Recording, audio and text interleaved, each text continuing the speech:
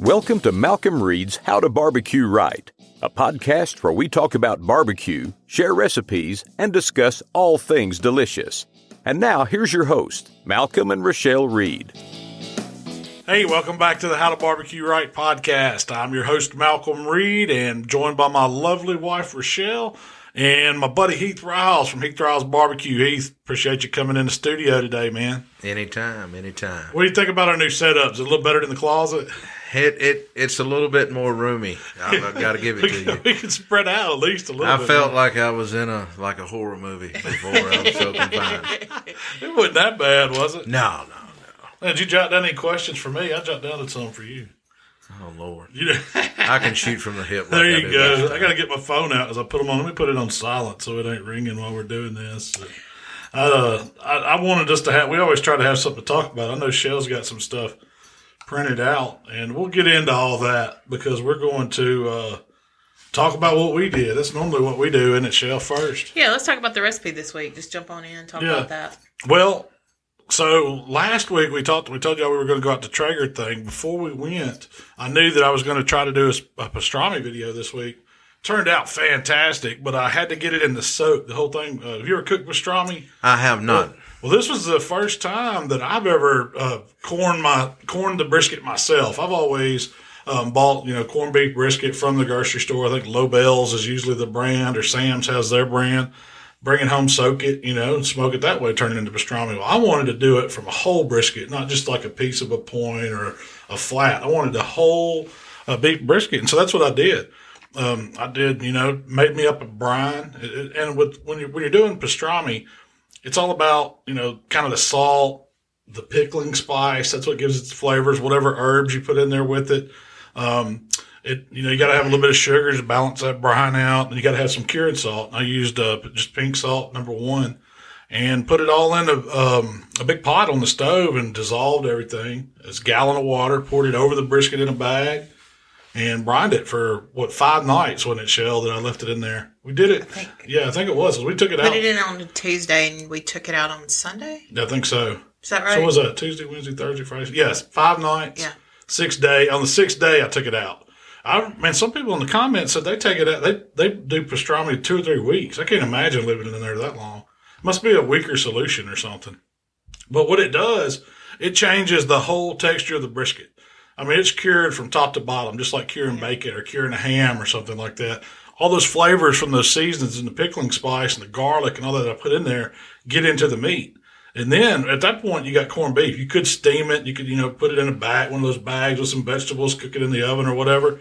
But pastrami is smoked.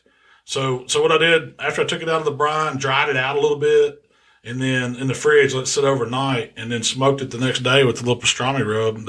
That's a basic pastrami rub I've used before.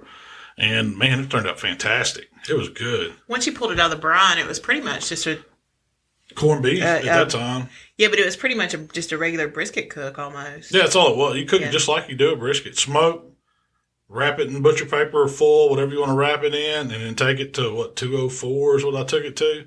I was just kind of knowing when it was tender, but Jambo rolled out. You need to try that, man. If you had never done corned beef or me and my wife were talking about it the other day that I wanted to do one. Then I seen you were doing one, and I started just to impromptu show up down here to be able to eat. Hey, it took all day to cook. There may be some of it left in the refrigerator. It's going fast, but it's really, pastrami is it's a deli meat, so it's made to be, you can eat it cold right out of the refrigerator. I just been walking by and get me a strip out and put some mustard on it right there. That's been my snacks.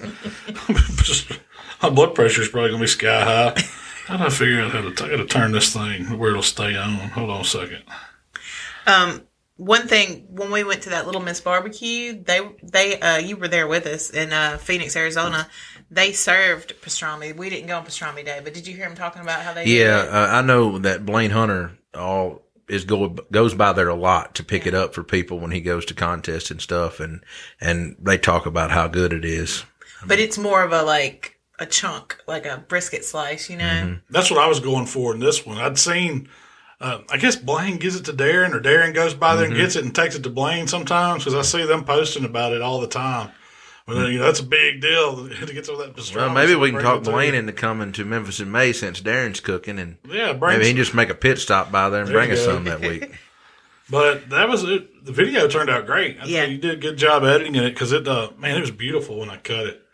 I tried out one of the different Dowstrongs. When you came into the video, I had those Dowstrong had sent me some knives to try out. And I used their serrated edge one on a brisket. It's just like a serrated slicer. It looks about like a bread knife, but it's just a serrated knife. It mowed through that perfect. Didn't tear anything up. Slices were perfectly straight. It did an awesome job cutting that brisket. So I'm going to try it on a regular brisket and see how it does. Because, always, trying out a different knife and seeing how things work. So, was there anything you'd do differently? The one thing that I would probably change, or I think I can do it better. That's the whole thing. That was my first attempt at it. And I said, man, I think it needs some more flavor in the brine. Like I can get away with some different seasonings in there and maybe amp the pickling spice up a little bit. And then it had a very, very slight sweet tone. And it's like a traditional pastrami, but I would tone the sugar back just a hair. I use like half a cup in the recipe. I probably did go with like a quarter cup of sugar. The salt level was perfect. I did notice that, we just made that live. It hadn't been very long ago. We're filming this on Thursday. And we released the video today too, this morning. And I've been watching some of the comments, and a lot of people are saying that you should soak it. Well, when I buy like a corned beef that's really been industrial brined or whatever, you do have to soak that. I soak it like 12 hours overnight, changing the water out, getting some salt off. Well, this one wasn't salty like that. Mm-mm. It wasn't, salt wasn't the predominant flavor of it. It was cured all the way through, but it wasn't just super salty. Yeah. We had plenty of salt. I saw those comments too. They were saying you should soak it on water after you cure it, but. Yeah, I think if you try that recipe that I did, you don't have to. Yeah. I don't think you have to. Yeah. Because it wasn't too salty. And I'm real, something can get, you like a lot of salt. I'm not super salt. I'm kind of sensitive to it. So if it's too salty, it kind of burns a little bit. You're a sensitive kind of guy. I'm very sensitive. I got teddy bear. But one thing you did use the tumbleweeds. Have you seen those? It's like Royal Oak tumbleweeds. I have. Use those this week. Yeah, I was out of everything else I had. I got to looking for fire starters. I said, man, I ain't got any. I'm about to improvise. So you ran up to the grocery store and said, this is what they had. Yeah, at Walmart, that was the only thing they had. What do you think? They got the coals going. You don't have. Yeah. I guess my weed burners in the other trailer. I could have went and got it. Really started a fire. Whoa! What just popped in my ear? Something popped in y'all's ear? Yep. I would have blown something up. But I wouldn't do anything different as far as. Did you learn anything? Yeah, I learned pastrami is awesome. I already knew that though. I already knew that. So I had a couple of YouTube questions I was going to ask you real quick. This person said, would you get a different outcome using butcher paper versus aluminum foil? You'd probably take a chance at steaming off some of the seasoning you had on the outside. It seems like that butcher paper helps it hold on more. It keeps that crust that you work for to build that bark. And that's why I like it. Aluminum foil worked just fine. You could put it in a pan. You could have put it in one of them oven bags. Could you have just rolled, no wrap at all? You could have, yeah. I don't see why not. It'd take a lot longer. The wrapping it up pushes it on through any kind of stall. And it did stall out. I think it stalled. It took about 7 hours on the Jambo. But that Jambo, you got to think, it's hot. It's a lot hotter than most people cook. Like 275. It wants to run at 300. Not to check it back a little bit, but it was like right at 7 hours, and then with the rest, so it was like 8.5 total time. But if you didn't wrap it, I imagine it would take 10 or 12 hours just to get it there. Yeah. What and Heath, you might know this too. What's the difference between a pink cure salt #1 and Tender Quick? There's not a whole lot of difference in between the two. They both have nitrate in it. Sometimes you find some that has more nitrate than others. I know some of the ones that I've used has like a 0.79 nitrate, and some of the ones have a 0.85. So it kind of just, it's concentration level. So it just depends. And I'm big on the maple sugar cure. or brown sugar cure versus just a straight pink salt. You got to try that on a brisket and see what it does. I bet it turned out pretty good. It probably would. I've used that on bacon before. It turns out good. Yeah. It has most of that has like brown sugar too in it, doesn't it? It's got so it's got maple flavoring probably and brown sugar and salt. You can buy several different varieties of that. Yeah. From I think butchersupply.net, I think is where I got some before, but our local butcher shops here now carry it because a lot of barbecue teams do, on the Memphis side, use it for their shoulders or hog for a couple hours. Get a little cure action going. Well, if they have a maple flavor, do they have other flavors? Yeah, they do have a brown sugar flavor. Then they have a maple sugar cure, and I want to say they had a couple more, but I've always used the maple one. Yeah. Processor's Choice is the brand, isn't it? Yeah, that's the one Choice. if I can remember we used to buy. It was pretty good. I mean, if you're into curing stuff, you can make ham with it. It's really they sell it for bacon. It's made to be injected into bacon because it has on the directions on that Processor's Choice stuff tells you how much to inject per pound or whatever. But most people rub it on and wash it off in barbecue. It gives it some flavor, but it mainly gives it that old false smoke grain. That's it. Well, you need something to help with that whole hog. Yeah, it just trying to fool them judges, right? I don't know what you're talking about. I don't know what you're talking about either. I'm getting into uncharted water. I plead the fifth. Let's move on. Next question, Michelle. This is kind of for both of you. Do you ever buy organic grass-fed beef, or do you just get whatever they have at the smoker? Or, sorry, whatever they have at the grocery store? I don't go out of my way looking for grass-fed beef. I know it's probably the healthier way, but I like old corn-fed cow myself. Those ones that taste good. They're fattier. But most of the time, I just get whatever steaks they have at the store. Yeah. Now, if I'm ordering something special from a butcher, I'm wanting some prime that's really, marbled up. I don't know what that cow's been eating. It's whatever it is. It's put some fat in it, which is good. Do you? I mean, I'm not a huge hardcore grass fan person myself because I think it has like a certain kind of taste maybe that I didn't grow up on eating. My grandmother and them, we killed cows when I was younger, and like Malcolm, they were all corn-fed and pigs, and, we cured our own stuff and carried a whole cow to the butcher once it was slaughtered and, had it processed, and that's what we ate when we were younger, and so growing up on something, it's kind of hard to change to something that's, you almost think, I mean, it's not spoiled by any means, but it's just a different taste. Yeah, I agree. The deal with grass-fed is it's leaner, so it's supposed to be healthier for you. I ain't buying that. Now, I'm all about the fat. Yeah, that's where it's at. That's where the flavor's at. If I'm gonna eat healthy, I'm gonna eat a salad. So you don't. The follow-up question is organic tastier? It might be better for you, but I've never found it was tastier. I don't think so. Unless you're getting into I think it's a way for them to sell it more expensive. Really.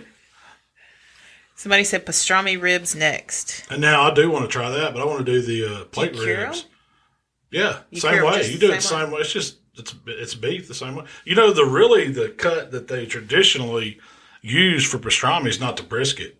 It's called the navel, beef navel, which is, it comes off that chest area on down, but that's traditionally what's used. Here in the United States is when they started using brisket for it.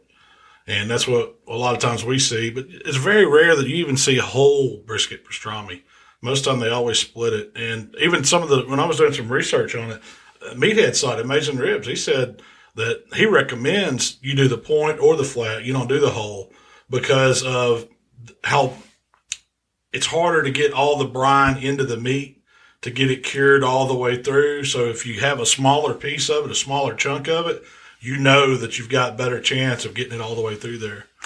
Well, and talking about the pastrami beef ribs, Billy Durney does the pastrami bacon. Cured bacon, he does pork belly like that up at his restaurant. So he does the exact process we did just with pork belly. Yeah, with pork belly. You could use any meat. Pastrami is really just, it's not beef. It's a way of curing meats and smoking it. So I think he cuts it in a thick slice and then he actually grills it off to get some char marks on it. As from the pictures that I've seen on I want to try that. That sounds People good. Rave over it. They say it's incredible. Well, I've seen duck pastrami. I've seen goose pastrami. Any kind of meat can be turned into it. I guess you could do turkey pastrami. Yeah, I've seen turkey pastrami too. Yeah. This one says, I didn't take Malcolm for a Busch Light fan. The bushel, man. You remember when I bought that bushel? We were over there duck hunting. Bushel. That's right. I was in Arkansas. They sell 30 packs. We don't get 30 packs in Mississippi, but they had them over there.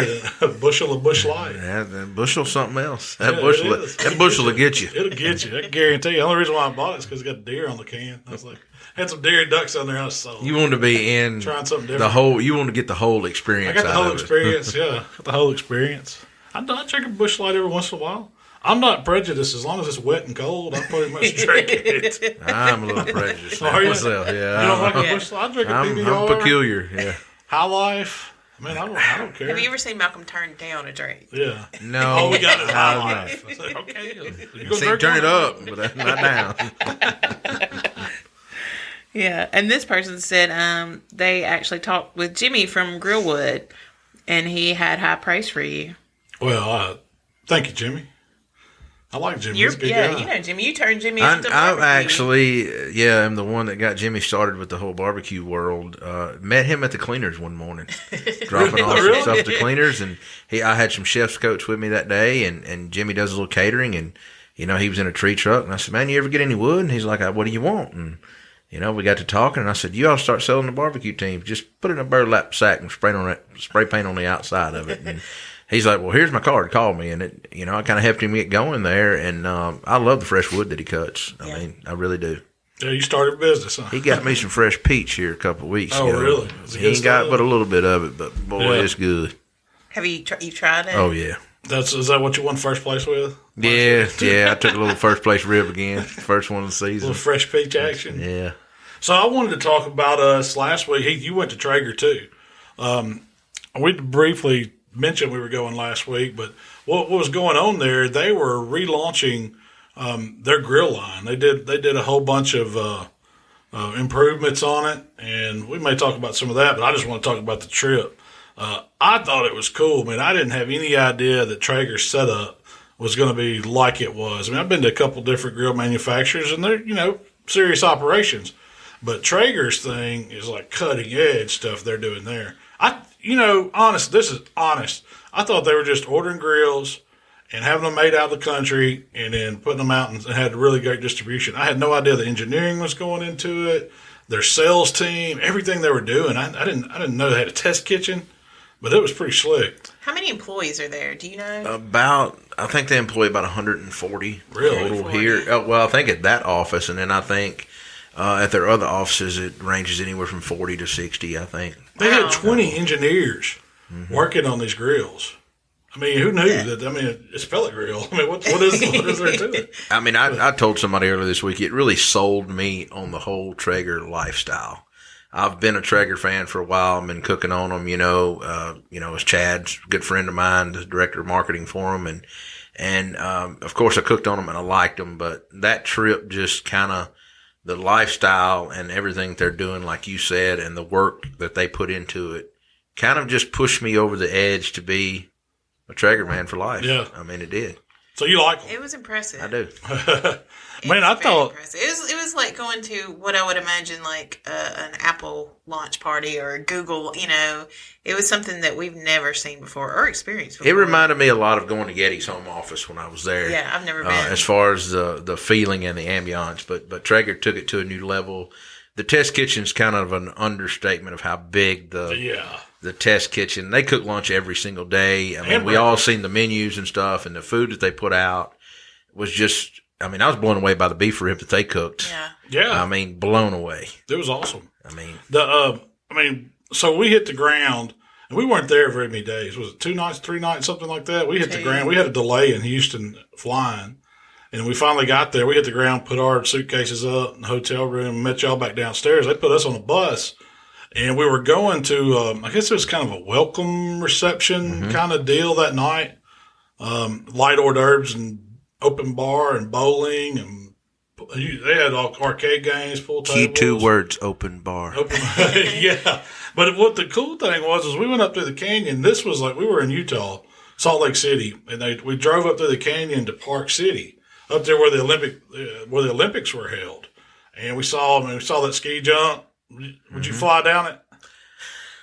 Oh, he said he's going down it naked. That was after some Coors Light. Depends on how much that open bar out there had. I mean, it was just on the ride up there, going back to that before I get into that part. You remember seeing the elk on the side of the road? I had a note on that, man. We saw some moose. Yeah. They were just hanging out. I was like, man, snow mountains, beautiful, beautiful. I hadn't seen snow all winter long. I mean, and we get up there, and I see why people are drawn to that part of the country. It was beautiful. I'm definitely going back to hang out when it's not kind of like a work venture for me. I'm not into skiing, but I'm a snow bunny. I can hang out at the chalet. I'm a snow bunny.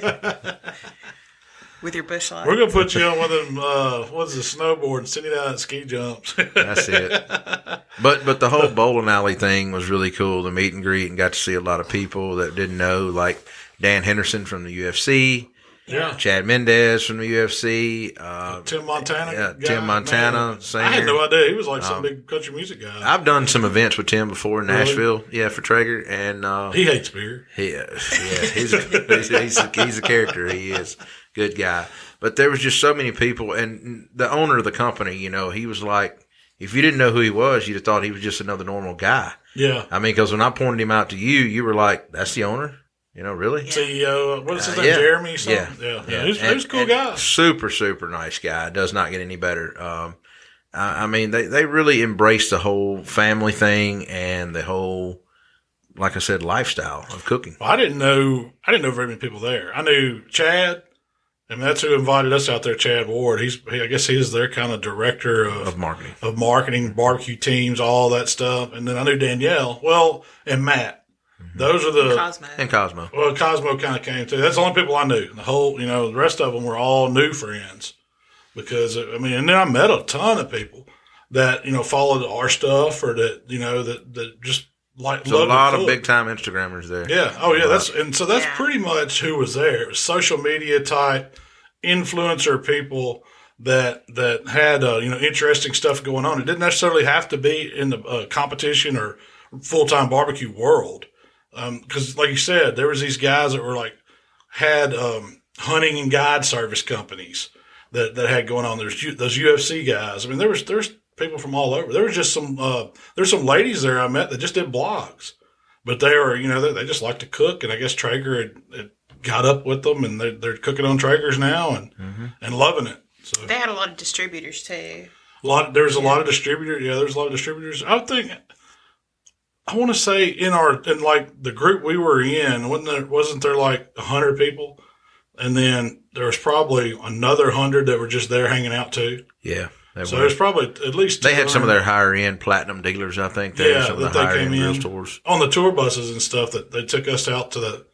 That's the thing. They picked you up from the hotel. Charter bussed you wherever you needed to go. Yeah, that was cool. The experience showing up at Traeger was it was crazy. On Saturday morning? Yeah. I mean, a Friday morning. Friday morning, yeah. Saturday. Because you show up there and I was expecting some offices, I was not expecting a compound.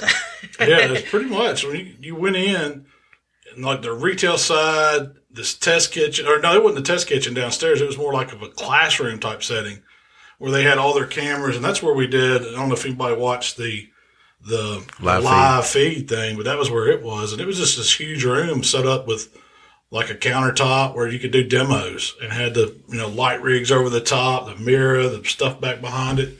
That was a huge room. Then they had the retail shop, and they had some. Research and development. Research and development was down there. Then you went upstairs. It was all glass wall offices. And then you got to the test kitchen. And would you call it a test kitchen, or would you just call it a full-blown commercial kitchen? I would say the full-blown commercial kitchen part. And then they had, you walk into the bar area where the seating's at, and had 2 fountain drink machines and, the menus. It was kind of like a high top float. Yeah, it was kind of like a restaurant setting. It was. Yeah. And then they had a T-shirt shop set up. They had a stage. They had a full-blown stage with a band playing. I'm still disappointed you didn't ride the pig, man. Yeah, I should have. The pig bull, I had that on there about riding the pig bull. I didn't have enough to drink. Well, one thing. You remember what you told me, right? What? When I said, are you going to ride the bull? And you said, the bull better worry about riding me. I think I could have took it. Well, that man would have been upset if I tore, no doubt. tore his There's pig no off doubt. his thing. Would have just wrestled it down like a bear. That would have been funny to have a video. Instead of having a bull, to clarify, instead of having a bull I thought it was a fight. There's UFC guys there. I didn't want Well, y'all missed when we went into the office part, and there's a video floating around. I'm sure it's going to surface on the internet before long, but one of the guys from Foul Life, who's on the hunting side of it, and the UFC guys were in there, and they put a bottle up about as high as a high top table, and they bet Chad $100 he couldn't kick it off the table. Empty Tito's vodka bottle. And did you watch the video? I think I did see. Somebody Crane slow kicked moed didn't it, he? and he barely kicked that bottle off there. You couldn't fit a piece of paper in between the table and the bottom of his shoe. But even the owner was in there, and everybody went ballistically wild, even though glass got sprayed all over everybody's desk. It was just one of those awesome moments that you knew you wanted to be involved. Yeah. I wasn't there. I saw the video. I saw the video. He did it with a lot of grace. He did. He did a full blown crane kick. He was the leg Karate was Kid. up and Karate Kid. He Karate Kid it. When we first got there, they had a whole breakfast set up. That was the first thing they hit you with. Like, you get there, and everything had so much detail to it. Like, the M&Ms had Traeger on it. Your cup had Traeger on it. Your shirt. Shot glasses. But the best thing was the Bloody Mary bar. That's what. Yeah, I wanted to talk about that. That was over the top. I'm gonna create one. I love Bloody Marys. I'm already on it for Memphis In May. Are you really? How are you going to do it? So I'm going to get a trough, and probably not quite as big as that. That's a good and I'm going to use some of the bus tubs, we buy at Sam's Club. Yeah. And I was going to build it up in there to put ice and all my stuff in there and fill it up with greenery. That way you're not filling that whole tub up with ice. Yeah, because it's like a big watering trough, like a livestock watering trough. Mm-hmm. And I'm sure they did something similar, to elevate it. Who got a picture? I didn't get a picture of the full, I've got a couple pictures of it. I did a video, but I hadn't. You still have that? Yeah, and I'm working on putting a video together of the whole experience. The way they had it set up, was it mason jars or some kind of, all the ingredients were in it. Man, they had everything.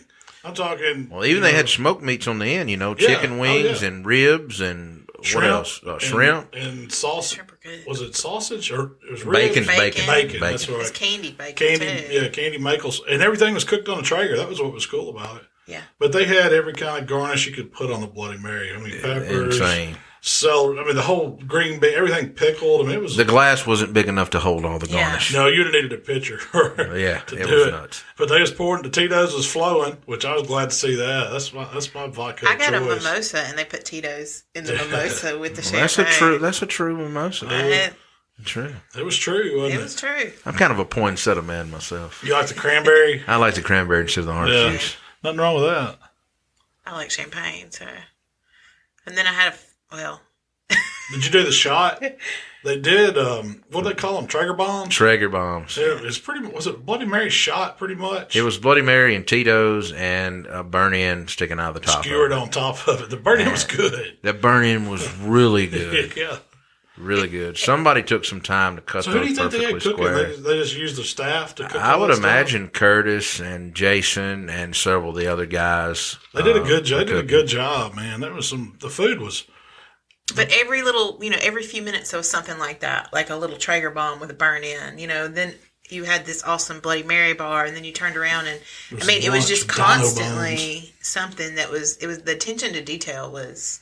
Well, then we went and watched the launch, and then we went back upstairs for lunch. Like right 2.5 hours later, we're eating lunch and these massive beef ribs. And I didn't notice that the Traeger grill up there, I didn't know it was a cake at first. I didn't That see looked that. like a Timberline grill. That was a cake. So all the cake that was on the table at lunchtime, Yeah. they didn't see cut that either. up. That was a cake. It was a whole full-size replica of a Did you Timberline. get a picture of that? Yes. There were I so wanna many see grills it. sitting around. I didn't. Do you know how long it had to take to make that thing that big? I didn't wonder if see Duff that. made it for Where him. was it? Where was It was sitting? sitting, like we went down the food line where the breakfast was at and where the lunch was at. Yeah. It was sitting right to the right of it right there. They had so many grills. It It's looked big. like a real grill. I thought it was just up there. Yeah. Until somebody said, it was Candace. She said, that's a cake. And I'm like, no, it's not. I kind of poked it over here. And I was like, damn, that is a Stuck your cake. finger up in it. You know what I mean? Yeah, it's cake. Oh no! I didn't try the cake. It had fondant icing on it. Yeah, that was one thing I didn't try any of Yeah. the cake. I did try the bread pudding. That was good. Yeah. It was like a blueberry bread pudding, and it was really it was. Did you get in the smoked banana pudding at dinner? I didn't. Man, by the time I didn't even want to eat There dinner. was dinner. So yeah, we didn't. So they You were had a there, break. but you wasn't there. They had a break after I was lunch. there. Did we do another presentation after? Yeah, They did another a presentation. small one, and then we kind of hung out a while, and that's when Chad was Karate Kid and all that, and then They ran everybody out. They ran everybody out so they could reset for dinner, and we kind of went back to hotel, and I think y'all went We over missed to that a local watering hole they had over there. I got That's out my where we Yelp and put in bar, and it said we went around the corner and blocked down. We found where this we went cool wrong. place. It was called the Ruin, and man, they had any kind of bourbon you wanted in there, and we just had our own tasting. We tried some. Man, they were making drinks, and I met the owner, and there was nobody. We were the only Yeah, ones. we And were we the come only in ones. 'Cause we've been drinking all morning, having drinks all morning. We hit this place, and this lady was glad to see us behind the bar, and we sat there. I don't even think we ordered anything except drinks, did we? No, we didn't. That's what we need to do Wednesday at Memphis in May is have a bourbon tasting. Yeah, definitely. I've be got down a for few that. bottles of Pappy Van Winkle. Yeah, have you had Some it? It's not Weller. that good. I mean, it's just one The of those Weller's- things like the to say Weller's you got better, it. You know yeah. what I mean? Yeah. I do happen to have Definitely. 4 unopened bottles. Yeah, the Weller's really good. That's one of my favorites. But the Pappy, it's okay. It ain't. I don't think it's worth. I mean, I guess just because it's rare. But I mean, I know it's not a hardcore bourbon, but I'm still a Sigma 7 man at heart. yeah, you can't But I go. want to drink a lot. Yeah, 7 and 7. That's it. All day long. Can't It's go hard to wrong beat with that. Jack Daniels, to be completely honest with you. See, that's what Shell likes. She Yeah. likes Jack I and like ginger. Jefferson's Jack I and like Ocean. ginger. Woodford. I like Woodford. That's like if I'm I like sipping, Woodford I'm and gonna sip ginger a ale. Woodford. Yeah, I and I do. do Jack and ginger. That's my Yeah. house bourbon, Woodford. It is. That's what I. If you come to my house, that's the house. the house. If you want the whale, That's the the whale. whale, the whale is Woodford. Anything else, you got a special request. That's a top shelf. But then after they did all that, they brought everybody back for the party that night. Yeah, and it was kind of crazy. So what I was mean, for dinner? the dinner Ribs was and burn ends.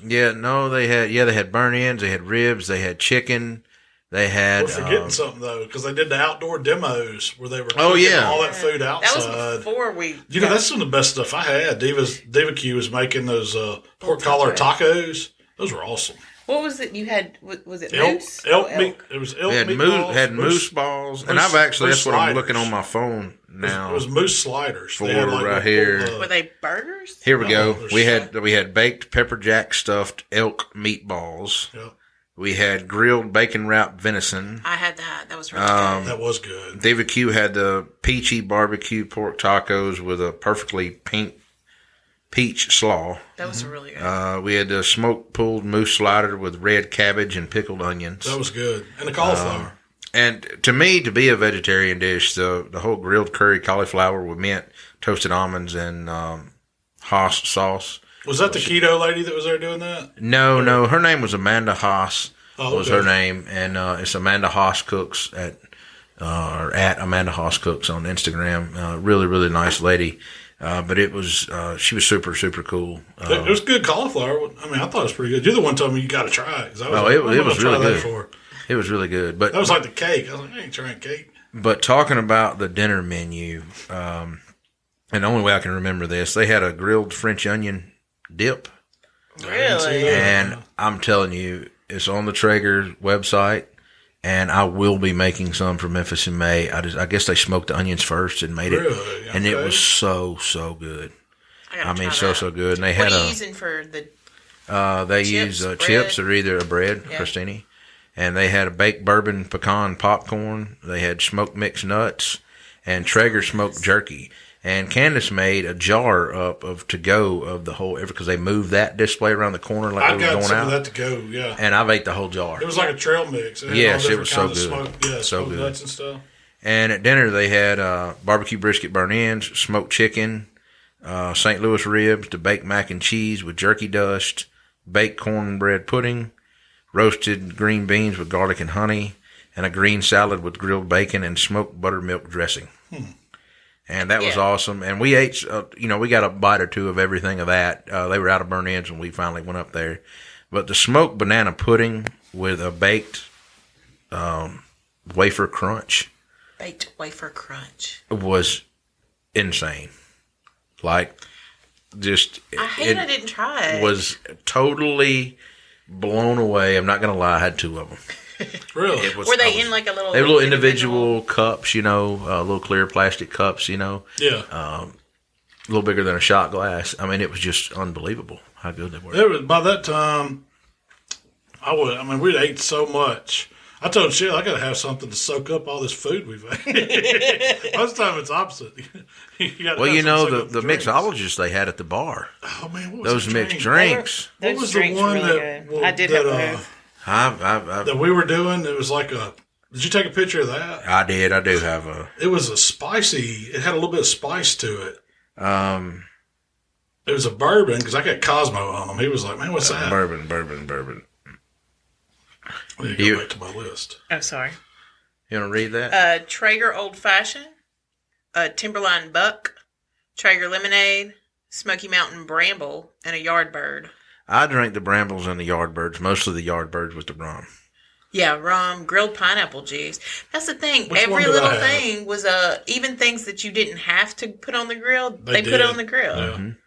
The little touches like that are crazy. I had on that list because I know. Yeah, I got you the Buck because it had tequila in it. That was it. The Timberline Buck. Man, that was good. Had grilled lemon in it. But the grilled lemon and pineapples they done for all the drinks and everything else were really, really good. It's kind of like a mule, like a Mexican mule. Because it had tequila with the ginger beer and the grilled lemon. They did grilled, or I guess smoked orange juice for the mimosas in the morning. How was that? I didn't even try that. Good. They sell a smoked simple syrup, and they sell a Bloody Mary concentrate. Traeger does? Yes, they do, and I've got some of both at home. And the Bloody Mary mix, they cut it. That's a concentrate in that small bottle. They cut it with like tomato juice, the Clemento. Clemento or whatever. Yeah. That's all Chad said. They cut it with that. And I'm going to get a couple cases of it from Memphis in May. I thought it was a good Bloody Mary myself. Yeah, it was good. It was real that good. Morning. I'm a zing-zang just straight up if I'm using a bottle mix. Or what's the one you turned me on to that's really Jimmy good? Loves. Jimmy Loves. Yeah, it's good. That is a really good one out of the bottle. And I want to give a quick thank you to Jake at the Barbecue Standard. He For gave giving us a ride home.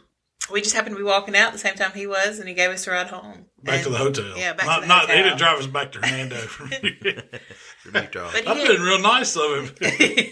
But he is the Barbecue Standard, so go check him out. They have a YouTube page. They're doing a lot of great videos.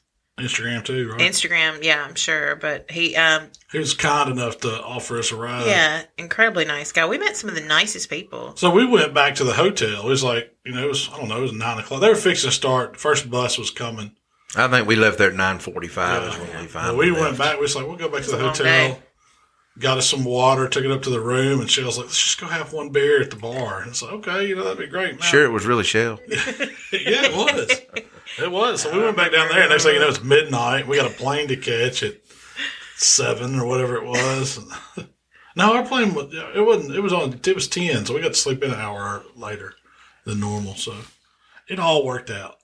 The ride home. You barely made that connection. Well, we did have to. I mean, that wasn't. We only had 40 minutes at Minnesota to transfer from plane to plane. It was actually perfect because we got off that plane. We didn't rush any. We used the bathroom, got to the terminal, and I've never had a connection work out that well in a long time. Yeah, as soon as y'all got there, we started boarding the plane because we had been there about 2 hours. We got there before y'all. So, about the new grills what did you think about Traeger's new improvements? So you've got more experience cooking on Traeger than I do. I've been cooking on a Timberline a while, and I really like how the what are they calling it? How it heats up so much faster? The Super Sear or whatever it is. Yeah, I really like that option. I really do. Well, so those. the whole drivetrain.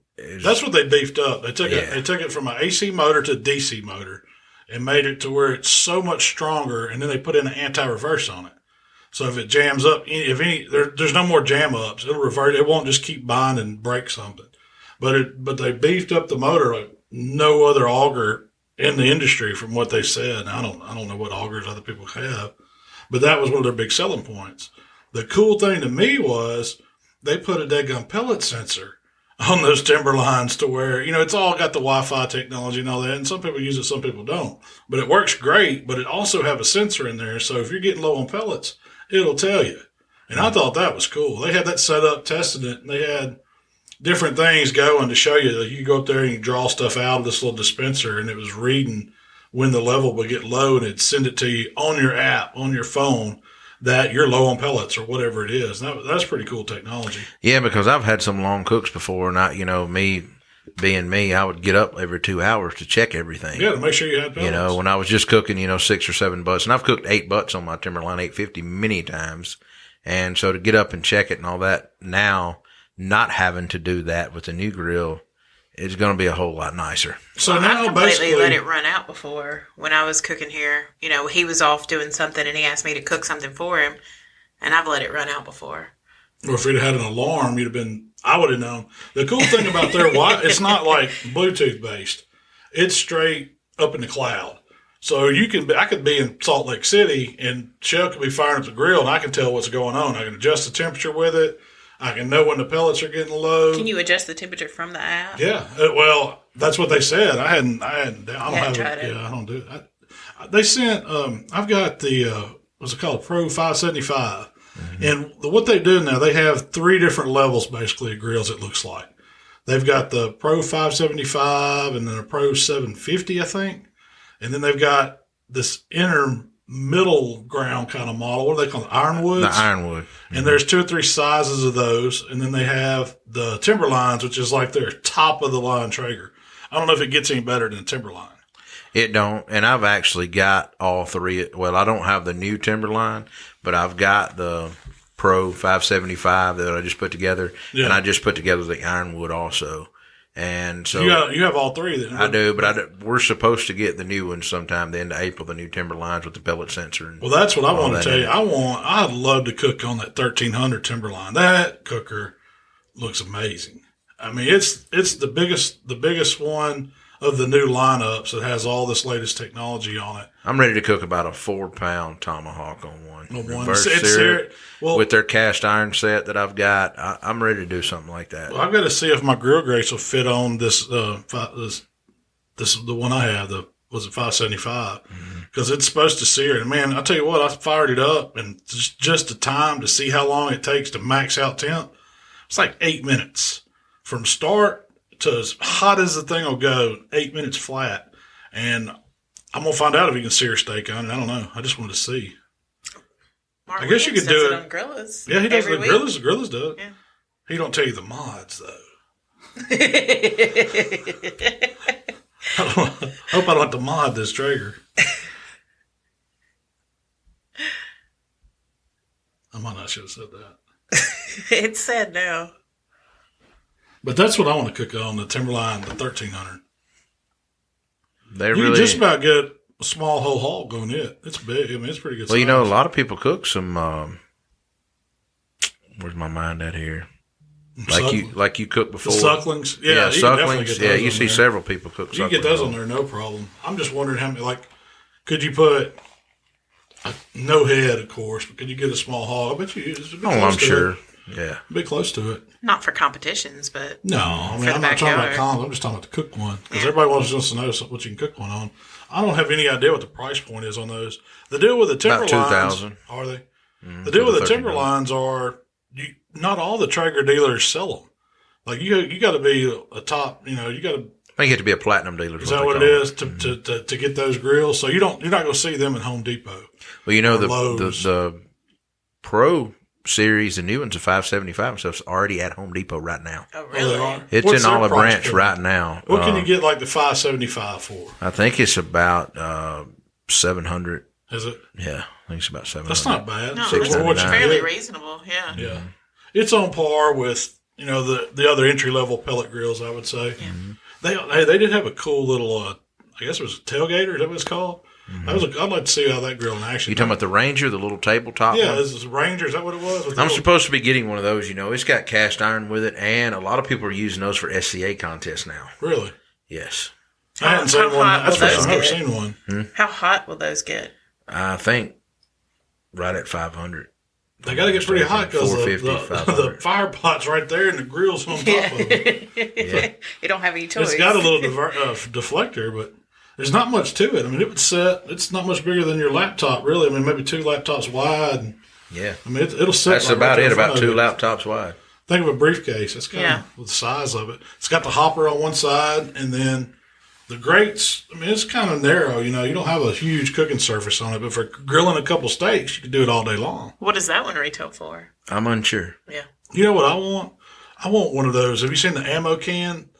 It's, I think, M Grills or somebody's making it. or whatever. Yeah, man, I think that's the coolest thing. Those are cool. It's just a can. You flip the lid up, and they make a grill grate, and it goes right there, and you dump your coals right in. Well, you know their other one that they had, the smaller version than that? I seen Dylan Lip out of Chicago. You know him? Mm-mm. Smoke Daddy, I think is what he goes by. I think I know who you're talking about. He was at the Ace Hardware trade show when I was up there with Traeger, and they had like a steak deal. Was he cooking on them? He won that contest on that. No, really? He come walking in with one of those and his grill grate spatula in his hand and his seasoning, and he won that contest on that. That might be the smallest grill somebody's won one with then. That'd be something good to go to the Bahamas with, wouldn't it? That's what I was thinking. And that's what I was looking for grills. And I told Shell I'd seen this ammo case. I mean, I can put that in a suitcase. And then you might have to leave it there. I probably wouldn't fly back with it, but I'd find a friend there and give it to them or something. But that would be a perfect, I mean, just to cook 2 steaks on. And I might have to check into getting one of those. Oh, yeah. I pulled up this Ranger pellet grill. That is kind of neat. It's a little taller. That's crazy that's a pellet. It's like a little suitcase or a little thick briefcase. Yeah. It retails for about $400. $400. That's crazy. That's a pellet grill. And a lot of people are using them for tailgates and stuff like that. Yeah. You're limited on your, surface. Does it say the rack size on there? It weighs 60 pounds. That's pretty heavy. That's heavier than I thought it would be. It says you can do 6 burgers. Cooking capacity is 184 square inches. Not ain't that big. It'll hold 8 pounds of pellets. That's, wow. I wonder how hot it'll get. Heath, we need to put that to the test. I think it's 450 is what it goes up to. They say, but with grill grates on it, it's going to get way hotter than that. Yeah, it's going to give you another 200 probably. Yeah. I bet if you get that thing 450, you could get a great temp. But if we knock that deflector out of there, we'd get more than that out of it. You'd have a hell of a hot spot. That modification. Yeah, exactly. There you go. So, one thing that I was impressed with is the R&D that they're putting these Traeger grills through. We walked outside and there was a Traeger going, and grill hell is what they call it. But they had water going on. It's like they had a hurricane simulation. He said he ran that for 6 months on that thing. Like they had these. There was 2 of them, and I don't think it was timber. These were just like the regular pros. They had a timberline out there, and it was sitting at about 515 degrees. Had gotten hotter, and it was pouring down the rain on it nonstop the whole time we were there, and it held between 5:10 and 5:15 the whole time we were there. Yeah, but it's not like it's just on top of it. They've got water blowing on the controls, trying to get it in the doors. I mean, they're trying to tear it up. Is basically what they're doing. And I was like, I got to talk to this guy, the engineer that was out there running. I was like, so how long does it take this thing to break, man? What are you seeing? What are some of the problems y'all are seeing? And he was. He'd kind of tell you what was going on. He's like, over time, they're gonna tear up, but nobody's gonna leave one outside in a rainstorm for 6 months like that. I mean, that was crazy. When I saw it, I was like, oh, that's so embarrassing that one of their grills caught on fire today. I thought they were putting it out. No, they were trying to get it to, weren't they? Well, what was pretty neat too? They had the fire pot separated off, pulled completely of the out. Traeger, and they had it sitting there and had a mesh screen over it, and they were using them just burning to show you how the fire pot worked. Yeah. And I didn't realize that grill would do that. No, any of them. So they're detaching the pellet hopper from it, and it's got the whole shaft attachment and all in the pot, and they're sitting out there burning. And we talked to the engineer guy. I think it was me and you. That would be cool to make a crawfish pot out of for a burn pot and all that. And he was like, you know what? That's a good idea. And I mean, I never thought they would run outside of the thing. I had no clue. They just had one sitting on the table running like that. I mean, just sitting there running. They had one completely cut in half, so you could actually see how it works, and they were running the pellets through it. And that was, just the the R&D that goes into those and the time that they're really spending on, researching it. And it was impressive.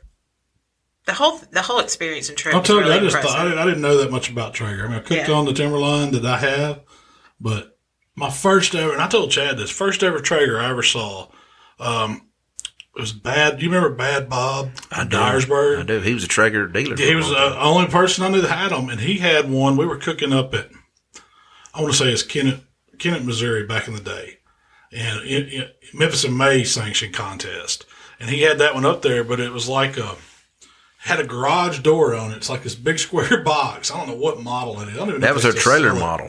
I don't even know if they still sell it, dude. I think you can still custom order one. It's got the big double handle garage.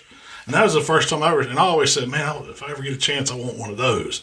And that's been before I ever had a trailer. Like, we were just throwing crap in the back of a truck and cooking contests. Oh, I had a little technical difficulty, but where was I? So that was the first time I ever saw a Traeger, was the big garage door model. And it's like you said, it's on an axle, pull behind. And after that, Traegers were they've been around a long time. They're making, pellet grill. So I guess they had a restructuring in the company. The guys that Jeremy and all of his crew are come in now and are running it. And they actually bought it. They bought it. Yeah. I think he owned or either was a big investor in Skull Candy. Yeah, those sold out earbuds, right? Yeah, and had an investment group, and they bought Traeger. And turned it around. And so they got a bad rep because, everybody was like, oh, this is just Chinese junk. they're just cheap pellet grills or whatever. Well, they've totally changed that. I'm not saying this is the best one on the market, but, man, they got to be up there with what they're doing. It is very much up there. And, I don't know. I hate to even say this, but I'm going to say it. A lot of people say, Chinese made this and that. But in the scope of things, the shirt you're probably wearing is probably made overseas, and the phone that you're using. It's the place they make big man clothes. Yes, I feel you. And so there's no really true way to gauge that. You know what I mean? It's all about cost. We've gotten spoiled a lot of things, but to reiterate, they do a really good job. They're over there in their plants. They own the plants over there. It's not like that they're subcontracting their work out. They really do an excellent job at everything that they do. All I know is their grills are cooking good, so. Put off some good meat. I cooked some good swordfish last night. Really? That's what, I got that down to ask you. I know I've been following your Instagram, Heath Riles Barbecue on Instagram. And man, you've been cooking some stuff up at home. You're going to start, I know you texted me the other day and told me you bought you a new camera. I did. I'm going to con Rachelle and showing me a few things, You're going to start making some video stuff? Yeah, I'm going to try. There's a lot of people asking nonstop, and I do eventually want to get into that. I'm not going to jump in it like you are at first, like y'all are. But putting out a video here and there, you know what I mean? And you've probably heard me say it before. I'm not going to be cooking no 35 contests a year anymore.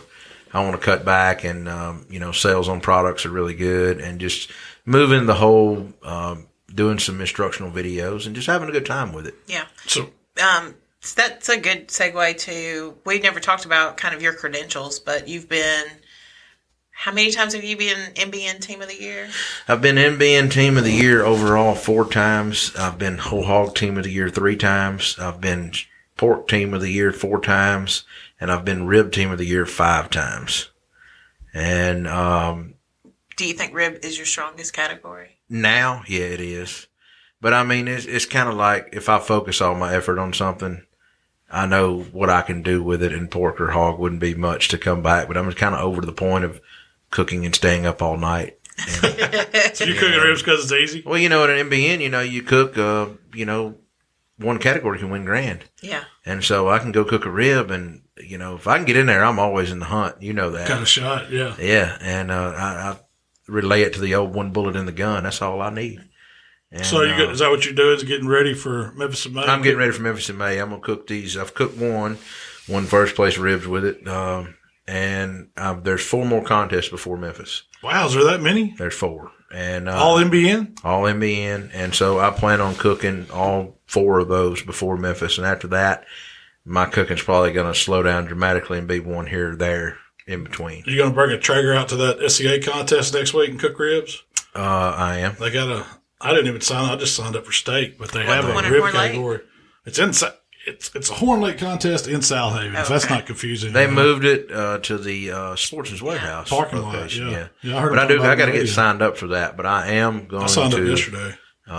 Cook ribs there. That'd be a good little tune up too for me. And they supply the ribs there, right? Yeah, they give you 2 slabs. I was listening to one of the local. It was Super Talk Radio today. I had it on the truck when I was riding around, and a guy was on there. I can't remember.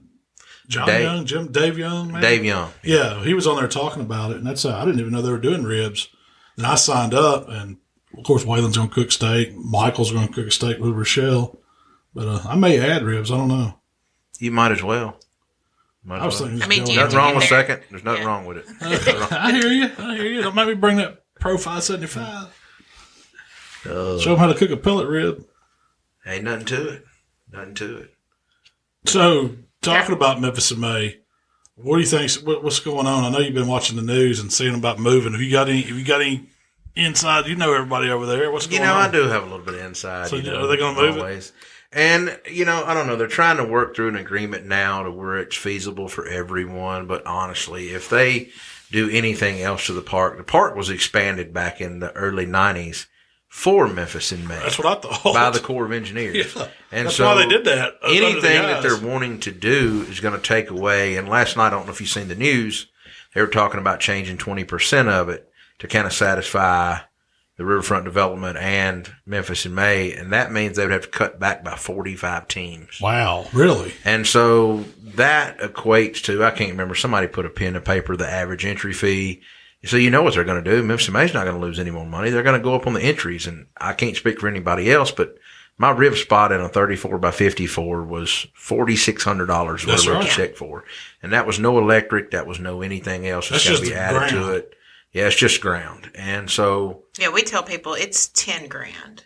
Oh, you're minimum. I think I spent about 13 last year, and I have spent as high as 100,000 down there. That's partying, though. I'm talking about just to go down there and cook. You know how we roll. You didn't spend that just to cook it. No, not at all. That was a lot of entertainment. You probably made more than that, though. That was like, I mean, a couple years ago. 100. How much did you make? None. We spent every bit of it. Oh, you spent everything you made there? Really? Yeah, and a couple years ago, we spent, I took in $54,000 in catering and stuff and spent $56,000. Don't tell the feds. The feds watching Heath. Allegedly. And that wasn't on you, huh? Yeah. Wasn't on me. I'm telling this about somebody I know. Yeah. That's somebody I know. Contact me for address. So do you think they're going to move it? That's what I want to know. We're going to have Memphis in May somewhere else next year. That's what I'm hearing. Unless something changes with everything coming up. And yeah, I do really like it on the river, but as you know, it's heck walking up that hill at night and getting down there and all the stuff. Or load in or load out or anything. In West Memphis? But us being, no, I'm not hearing that. But us being a business person, I can understand why it needs to be kept on the river. Yeah. You're talking about, it brings in about $130 million in revenue. For the month. For the downtown for the month. Yeah. And the one time that it was moved to Tiger Lane, it only brought in, I think, around $30 million. Really? So that's $100 million deficit. And it was only, 4 miles up the road, and they bus people back and forth. That's huge. It is. And so I just cannot see them. I don't know, from a business standpoint, whoever's behind that. That's some tough decisions. And I hate to say this, somebody's pockets has got to be getting padded somewhere for them to be wanting to lose that kind of money to do that. I just can't see it. That makes sense. I keep hearing rumors that it's definitely moving. Well, what do you think about this year? We're going to flood out? You know been what? Down there lately? As bad as Nebraska and everything is and everywhere else. It ain't got down to us yet. It has not got down to us yet. And I seen it. I was working downtown that year that it flooded. And how high was it this time of year then when it flooded? Because right now it's up to the park right now. It's up to the park right now, and it is for it to be March right now. I mean, if they keep getting pounded with rain and hard weather, it's going to be hard. Is it 8 weeks? 8 weeks. Yeah. 8 weeks, and we ain't crested yet. Yeah, we ain't crested yet. I don't know. That's what I'm thinking. I don't know where we're going to be next year. I'm thinking this year we may not even be able to cook there this year because of the flood. I don't know. It's getting. I mean, it ain't got bad yet. And we hadn't hit rainy season yet. I'll say this: it don't matter where they have it at. We got to be there. Yeah. Oh yeah. I mean, it's that deal. My favorite year. We have to be there. Well, they had it at Tiger Lane. That was my favorite year. We had so much room, space. It was easy. Walk right out of the gate to your truck. Go see everybody. I mean, it was unbelievable. It was. I parked. And it was I didn't on know if I parked pavement. 100 yards from where my spot was. No, my trailer was not covered in mud. Yeah. Oh, yeah. Equipment didn't get. I didn't have to go clean stuff for a week straight. We actually had room in between tents beside us. I mean, you had a little free space between every tent. That was nice. Crazy. I remember we were panicking kind of because we had a big lunch planned, a big catering lunch planned.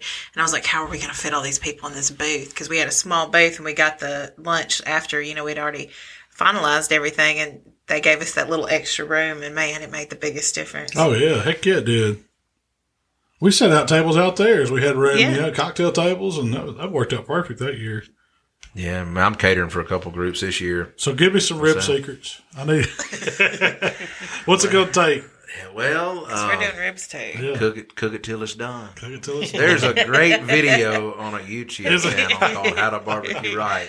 I think that thing's almost got 2 million views. That is as close to a competition recipe that I use. I don't know how much. There's maybe a couple little finishing steps that I do, maybe with some finishing powder that I sprinkle on top of the sauce. But that's pretty much it. Really? I mean, that's pretty much it. And I do add a little bit of apple jelly in my sauce just to get some sheen with. But there's not a lot, that I do different from that rib recipe. That was a good one, man. It was. It was real good. Real good. Yeah. I posted a box this week of a chicken box. I saw that. That was beautiful. And I've had about 4 messages going, when are you going to film a chicken video? I'm like, I don't know. You tell them you got your camera now. Yeah. Put that up. They might start you off. Oh, the chicken video. Hey, that leg video, man. I did some legs with. Did you see that? I did legs. Was it last week's show with Michael? I did the sweet and sour one. Yeah, I was. I mean, we were just. I was just showing him how to cook chicken. I've almost decided that on Tuesdays I'm going to start coming down here every week, showing up about it's worth 2 o'clock just to eat. Yeah, worth the drive. Yeah, I'm gonna have a late lunch every Tuesday. It is always late lunch. You get a banana. No, pickle. We're lucky. That's our everyday lunch now. She's got me on this crazy diet. It's not a crazy diet. It's a lifestyle. Yeah, there you go. But so, what's the best thing you cooked at home here lately? 'Cause I know you've been throwing up some pics. Oh, the best thing I've cooked at home here lately. I'm going to say it was probably have to be the swordfish I cooked last night. Oh, really? That was better than tacos or whatever? Those tacos are really good, but man, that swordfish is just, Where'd it come from?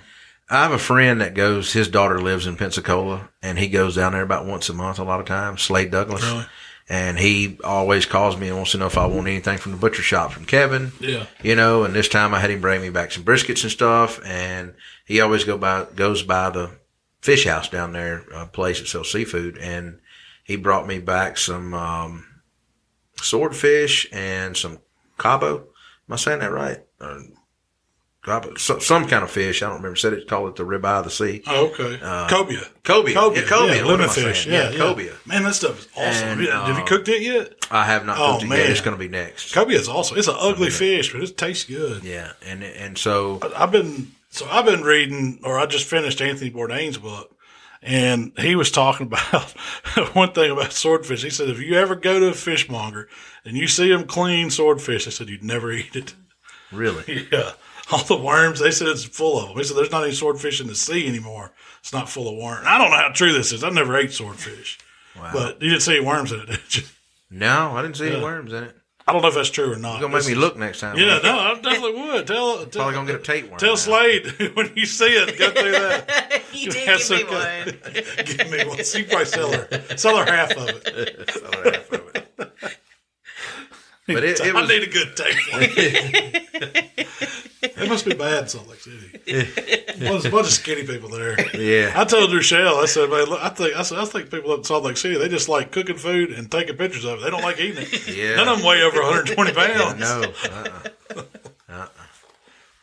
But I use some of my everyday rub, which is kind of like an AP rub. And yeah, it looked good. I used the Traeger Saskatchewan rub. It has some dill and stuff in it. It's like a blackening rub. And I'm here to tell you, if you don't have any of that, you got to get some. It is really, really good. I use that during Christmas on whole beef tenderloins. I cooked some of it and coated it on the outside and cooked it on my drum. It was awesome on beef. I mean, it was really good. It was. It was real good on that. And it puts a dark crust kind of on the outside of it, but man, it tastes good. It tastes really good. And it's almost like It's almost like an AP. It don't really taste like blackening seasoning or anything. It has more of an AP type flavor. It don't. And I don't know. It must just be a lot of powder ingredients to make it that color or whatever it is. Yeah. Because it is dark. I don't know what they use in it, but I know it's got garlic and pepper and, onion and all that stuff. Salt, yeah. Typical stuff. I've tried a lot of their different rubs and sauces, and I've been impressed with all of them. They have somebody who knows what they're doing, helping them put together their rubs and seasonings. Well, a lot of those guys that work there, Curtis and several of the others, have come up with one or two of them. Really? And they're all. You think they're developed in house, or are those like house blends somewhere? No, they're all developed by Traeger and they're bottled, and they have no MSG in them or anything. Really? They're all gluten free. That don't surprise me.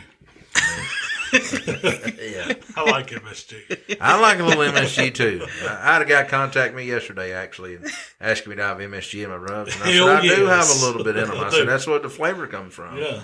I said I can send you some without the MSG in them because I have some samples. I was looking at doing that, and I don't know. Maybe some people do have that. They get headaches. It's from it in and everything, man. I think it's in your head. That's what it is. Yeah. Somebody actually asked us when we were. They asked you when we were at Traeger. They said, "What do you think about judges and MSG?" What was your response? Judges love it. They love it. They don't know it, but they addicted to it. That's Judge crack. MSG. Same way with them phosphates. They don't know. Yeah, they don't know. They might know it on, when they get back home, Sunday night lunch. But it hits some guts. Yeah, but I mean, honestly, one bite, you got to have some flavor to it. You do, yeah, for real. That's what I told the guy too. I was like, look, we're cooking one bite barbecue. It's got to have it all right there. That's right.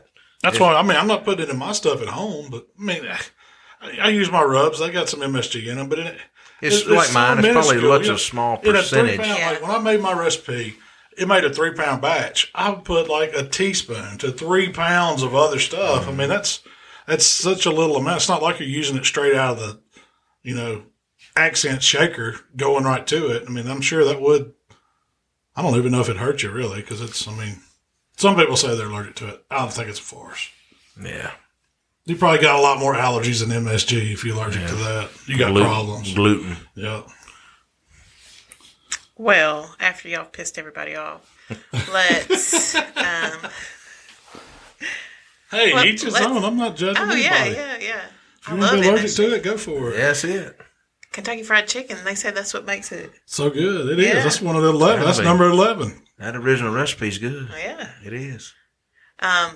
So that's about all our time today. What do we have coming up this weekend?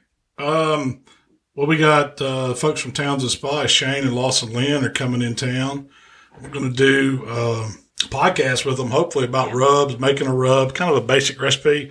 And if we have time, we're going to do a video, Shane throwing one together and talking about what goes in. Just an idea to put a basic rub. I've never really showed how to build a rub like that. So it's kind of a foundation, jumping point.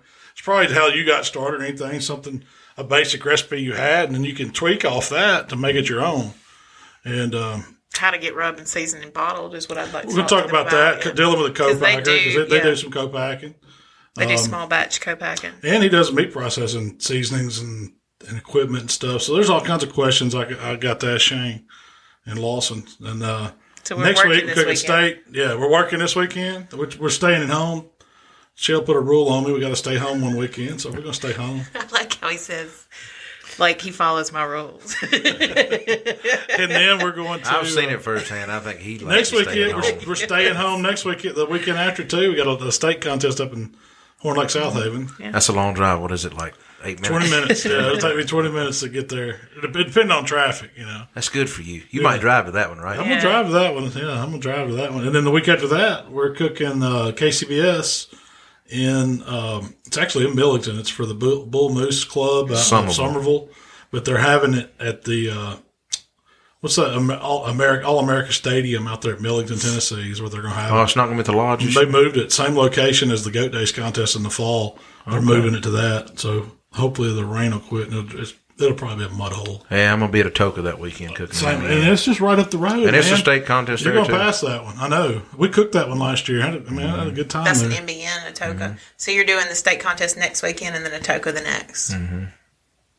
I am. It's a good time. And this weekend I've actually got to go cook some ribs for my cousin at his shop. 60 slabs. And little hang catering out. deal. Well, I don't know if you really want to call it a catering. It's just another cousin of mine's birthday, and they cook crawfish. And Oh, okay. You're cooking I chicken get an wings. excuse to see everybody, and Yeah. that I don't get to see very too often with my busy schedule. Y'all know how that is. I So do. you can take a break and see some family and friends every now and then. It's good to always get out and do that. Yeah, it is. Well, hey, we appreciate you coming by and hanging out with us, Heath. Yeah. appreciate it. Tell everybody where they can find you. That's right. You can find me at Heath Riles Barbecue on Facebook and Instagram and Twitter, and What's the web address? Is it Heath HeathRilesBarbecue.com. Barbecue? Don't get it BBQ? And I've got a new website launching on April the 1st Look out. with a new background, because the one now I'm kind of, it's okay, but the new one is really going to be really nice. So Awesome. And it's HeathRilesBBQ.com. If you'd like to connect with Malcolm, it is HowToBBQRight, Instagram, Facebook, Twitter, and of course YouTube. If you'd like to connect with me, it's Miss Southern Shell, Instagram, and Twitter. That's easy enough, right? Yeah. I thought you was about to give out my personal phone number, so please don't. it is 901. Hey, we appreciate y'all checking us out today here at How to Barbecue Right. We'll see y'all next time.